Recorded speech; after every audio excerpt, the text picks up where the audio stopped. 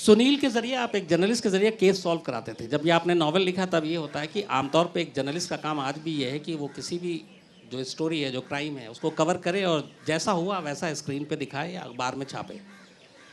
एक crime reporter का काम ये नहीं होता कि वो उसकी पूरी इन्वेस्टिगेशन करे और फिर केस को सॉल्व करे। तो उस वक्त आप पे ये उंगलियां भी उठी थी कि तुम एक जर्नलिस्ट को एक पुलिस के पैरेलल खड़ा कर रहे हो।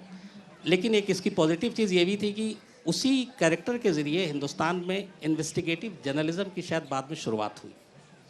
ये कुछ बातें अनजाने में हो जाती हैं, प्लान्ड नहीं होती, ऑर्गेनाइज्ड नहीं होती। दूसरा जना आके बताता है आपको भी जो आपने ये किया है उसमें ये खूबी है, और आप हैरान हो जाते हैं कि खूबी वाली कोई बात है और ये मैंने किया है और मेरे को तो खबर ही नहीं थी इस बात की। ये इन्वेस्टिगेटिव जर्नलिज्म वाला भी सिलसिला यही है। पहला नावल जब लिखा था तो मेरे सामने बहुत चॉइस थी, हीरो कैसा हो, इंस्पेक्टर हो, सीआईडी ऑफिसर हो, इंटेलिजेंस ब्यूरो से हो, मिलिट्री मैन हो। तो लेकिन उस वक़्त के बाकी सारे राइटर यही कुछ लिखते थे, मैं कुछ डिफरेंट करना चाहता था। इस वजह से मेरे को सूझा कि पत्रकार को हीरो बनाऊं, और मेरे से पहले कभी किसी ने ये कोशिश नहीं की थी कि पत्रकार हीरो हो। अब मैंने पत्रकार को हीरो बना के जब पहला नावल लिखा, पब्लिशर ने छापने से मना कर दिया, टोटल रिजेक्ट कर दिया कि हीरो बदल के दोबारा लिखो तो छापूंगा, नहीं तो नहीं छापूंगा। तो ऐसी नौबत तो किसी तरह से टल गई। लेकिन एक नावल छपने के बाद दूसरा छपवाने में मेरे को 19 महीने लगे थे, इसी वजह से।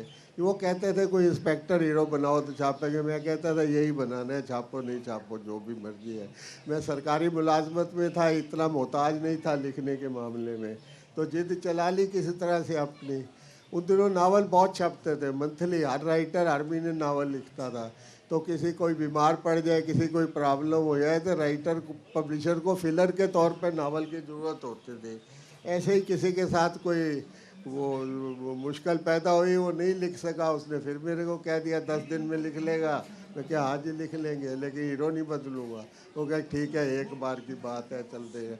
ऐसे ही हिट एंड ट्रायल में किसी तरह से चलाया, लेकिन बाद में वो इतना फेमस हो गया कि बाकी लोग फिल्म पत्रकार 122 आपने करीब लिखे सुनील को रखकर सामने। हाँ, बाद में तो उसकी अपनी हैसियत इतनी बन गई कि पब्लिशर तो अपने राइटरों को कहने लगे भाई जर्नलिस्ट को हीरो बनाओ।